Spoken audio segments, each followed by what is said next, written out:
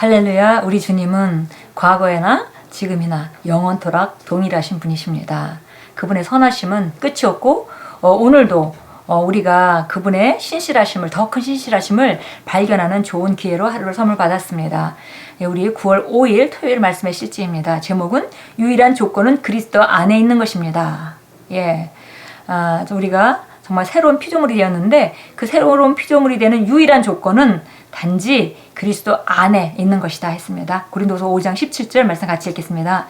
그런즉 누구든지 그리스도 안에 있으면 새로운 피조물이라 이전 것은 지나갔으니 보라 새 것이 되었도다. 아무리 읽어도 너무나 정말 놀라운 성경 구절입니다. 누구든지 그리스도 안에 있기만 하면 그는 새로운 피조물이라 이전 것은 지나갔으니 보라 새 것이 되었도다. 그리스도 안에 누구든지 있기만 하면 예전과는 상관없이 새로운 피조물로 거듭납니다. 읽겠습니다. 오늘 본문 말씀은 사도 바울을 통해 하나님께서 새 사람에 대해 알리시고 밝혀주신 것입니다. 본문 말씀을 신중하게 분석해 봅시다. 첫째, 누구든지 그리스도 안에 있으면 이라는 말씀은 그가 누구든지 상관없이 그리스도 안에 있으면 누구나 새로운 피조물이라는 뜻입니다. 그리스도가 새로운 사람을 둘러싼 세상입니다. 본문 말씀이 그가 새로운 피조물이 되려고 한다라거나 그가 새로운 피조물이 될 것이다 라고 하지 않고 그는 새로운 피조물이다 라고 하는 것에 유의하십시오. 이것은 약속이 아니라 사실에 대한 진술입니다. 과거에는 우리가 하나님의 약속의 말씀을 읽을 때 그것을 약속으로 보고 그러니까 이제 앞으로 나는 지금은 내 현상을 보면서 그렇지 못하지만 그러나 앞으로는 그렇게 될 거야 라는 그런 그 약속의 형태로 우리가 받아들이고 접근을 했습니다. 그러나 우리가 알다시피 정말 우리 거듭난 그리스도인에게 예수님이 죽으신가 부활은 바로 우리에게 정말 놀라운 삶을 주었다는 걸 우리가 배워왔고요, 알아왔고요. 또 오늘 보니까 단지 우리가 그리스도 안에 예수님을 영접하고 하나님 자녀가 되었다는 것만으로 이미 새로운 피조물로 완벽하게 거듭났다는 사실에 대해서 우리가 정말 그 사실을 선포하고 있습니다. 뭐뭐시다 라는 단어는 현재의 사건이나 실제를 보여주는 현재 시제 동사입니다. 그리스도 안에 있으면 당신은 지금 새로운 피조물입니다. 당신은 다시 손질되거나 갱신되거나 쇄신된 피조물이 아닙니다. 당신은 새롭게 태어났기 때문에 과거가 없습니다. 당신은 성령에 의해서 그리스도 몸 안으로 침례를 받았습니다. 그것은 당신의 느낌과는 전혀 상관이 없습니다. 그것은 당신에 대해 하나님이 그리신 그림이며 당신에 관한 하나님의 선언입니다. 당신은 그리스도 안에 있는 새로운 피조물입니다. 할렐루야. 정말 우리가 새로운 피조물이 되었다는 거. 과거에는 정말 예수님의 십자가를 우리가 알고 믿으면서도 예수님이 십자가로 내 죄 문제를 사하셨기 때문에 내가 내 죄에 대한 책임을 질 필요가 없고 또 우리가 이런 새로운 피조물이라는 말을 읽으면서도 우리가 뭔가 조금 달라진 예수 믿고 조금 달라진 것을 기대하고 계속 그쪽으로 접근했습니다. 그러나 오늘 우리가 정말 이런 말씀을 나누면서 우리가 강력하게 우리가 알 수 있는 것은 우리는 새로운 피조물이 됐고 이제 과거에 우리가 좀 나아지거나 좀 개선되거나 그런 것이 아니라 완벽하게 정말 탁월한 자로 새롭게 지음받았다는 것을 우리가 성경을 통해서 정확하게 그 하나님이 말씀하고 계시다는 것을 우리가 지금 읽고 있습니다. 보니까 성령에 의해서 그리스도의 몸 안으로 침례를 받았다 그랬습니다. 고린도서 12장 13절 말씀입니다. 성령으로 말미암아 우리가 그리스도라는 커다란 그리스도의 몸 안으로 우리가 들어왔으면 침례를 받았습니다. 그러니까 우리는 그리스도 안에 있는 자가 되었습니다.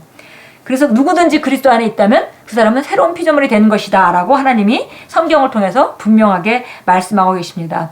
이것은 하나님께서 만드신 것이기 때문에 왜 그렇게 되냐고 우리가 물을 이유가 없는 것입니다. 우리가 과학을 이제 배우면서 수소 분자와 산소 분자가 합쳐져서 물이 된다고 할 때 왜 그게 그렇게 됐냐고 말할 필요가 없죠. 왜냐하면 그것은 바로 하나님이 이 세상에 놓으신 자연 원리이기 때문에 그렇습니다.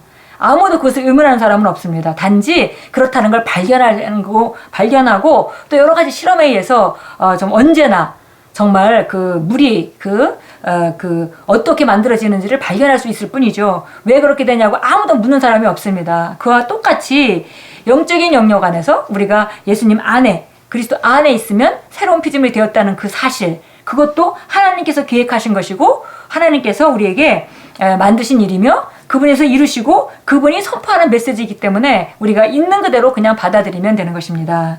예, 그래서 보니까 그것은 당신에 대한 하나님의 그리신 그림이며, 예, 하나님이 먼저 꿈꾸셨다는 것입니다. 그리고 예수님을 보내셔서 그 일을 이루셨고, 우리가 거듭날 때 그 일은 이루어졌고, 그렇기 때문에 그것은 바로 우리가 새로운 피조물로 지음받았다는 것은 나에 대한 하나님의 강력한 선언이십니다.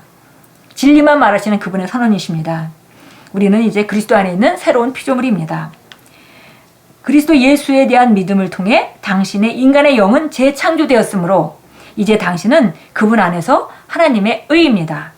그 결과 이제 당신은 아무런 죄책감이나 열등감이나 정죄감 없이 하나님의 임재 안에 담대하게 설 수 있습니다. 당신은 하나님과 같은 생명과 본성을 지니고 있기 때문입니다. 예, 우리가 정말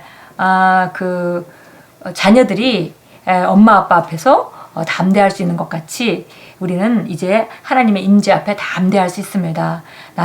우리는 바로 하나님과 같은 본성과 생명으로 우리가 충만하고 그분이 낳으셨기 때문에 우리는 똑같은 생명을 가지고 있기 때문에 이제 우리는 하나님 앞에서 완전히 의롭게 설 수 있는 자가 되었습니다. 당신은 하나님의 성령으로부터 태어났습니다. 요한일서 4장 17절은 말씀합니다. 주께서 그러하신가 같이 우리도 이 세상에서 그러하니라. 당신은 장차 그분처럼 되지 않을 것입니다.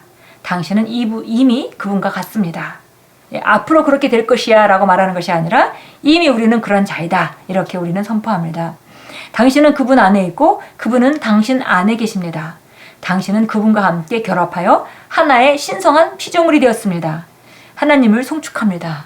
예, 정말 놀라운 비밀입니다. 우리 그리스도 안에 있는 자들이 전부 새로운 피조물이 됐는데 똑같은 생명과 본성을 가지고 있음에도 불구하고 각자 독특한 독특성을 가지고 있다는 것입니다. 성령님이 들어오셔서 나와 하나가 되어서 신성한 피조물이 되었는데 정말 놀랍고 탁월한데 예수님이 들어가자마자 다 똑같아지는 것이 아니라 자기 개성을 가지고 다 아주 유니크한 독특한 신성한 피조물이 되어서 하나님의 그 창조주 하나님을 높이고 우리 모습 그대로 하나님의 영광을 드리고 우리를 그렇게 만드신 그분의 덕을 선포하는 그런 자로 우리가 이 땅에 있습니다. 우리 참고 성경 구절 보겠습니다. 로마서 6장 4절입니다. 로마서 6장 4절. 하나님께서 우리를 이렇게 만드시기로 작정하셨고 그렇게 만드셨고 우리는 그 혜택의 자리에 들어가 있고 우리는 바로 그런 자입니다. 로마서 6장 4절입니다. 그러므로 우리가 그와 함께 받은 침례에 의하여 죽음 안으로 장사되었으니 이는 아버지의 영광으로 인하여 그리스도를 죽은 자들로부터 일으키신과 같이 우리도 또한 생명의 새로운 가운데 행하게 하려 하심이라. 바로 우리가 그분과 함께 침례에 의해서 장사되었고 그분의 영광으로 바로 그리스도를 죽은 자들 가운데서 일으켜지신 것 같이 예수님께서 죽은 자들 가운데서 하나님의 영광으로 말미암아 일으킴을 받았습니다. 우리도 똑같이 하나님의 영광으로 말미암아 일으켜져서 이 생명의 새로운 가운데 행하게 하려 하심이라. 그러니까 우리가 하나님께서 우리를 일으키신 것은 그 탁월한 새로운 피조물로 기능하고 새로운 피조물로답게 살 수 있도록 생명의 새로운 가운데 살 수 있도록 걸을 수 있도록 우리를 그렇게 만드셨습니다. 갈라디아서 3장 27절 보겠습니다. 갈라디아서 3장 우리 27절입니다. 우리가 좀 전에 읽었듯이 하나님께서 우리를 그리스도 안에서 어떻게 만드셨는지 정말 새로운 피조물로 놀랍게 만드셨습니다. 그리고 이것은 바로 우리가 그리스도의 몸 안으로 침례받아서 그 안으로 들어갈 때 일어난 일입니다. 갈라디아서 3장 27절은 이렇게 말합니다. 너희 가운데 그리스도 안으로 침례받은 사람은 그리스도로 옷 입었느니라. 옷 입었다 이렇게 표현했습니다. 그리고 그리스도로 옷 입었기 때문에 우리가 오늘 유일한 조건은 그리스도 안에 있는 것입니다 라는 제목으로 함께 읽었는데요. 유대인이나 헬라인도 없고 종이나 자유인도 없으며 남자와 여자도 없으니 이는 너희 모두가 그리스도 예수 안에서 하나이기 때문이라. 너희가 그리스도의 것이면 너희는 아브라함의 씨이며 약속에 따른 상속자들이니라. 그래서 우리가 그리스도로 옷 입었습니다. 로마서 8장입니다.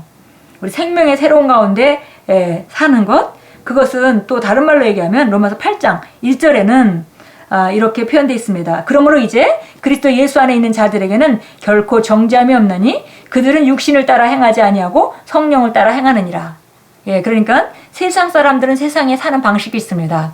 새로운 피조물은 새로운 피조물의 그 새로운 가운데, 예, 생명의 새로운 가운데 걷게 되어 있습니다. 그런데 로마서 8장의 1절을 보니까 그리스도 안에 있는 자들에게는 결코 정죄함이 없느니 그들은 육신을 따라 행하지 않고 성령을 따라 행한다 그렇습니다.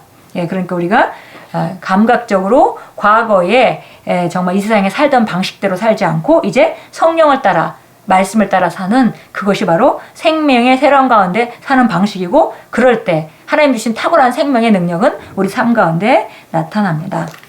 우리 함께 고백합니다. 나는 새로운 피조물입니다. 이전 것은 지나갔습니다. 내 안에 있는 모든 것이 새롭습니다.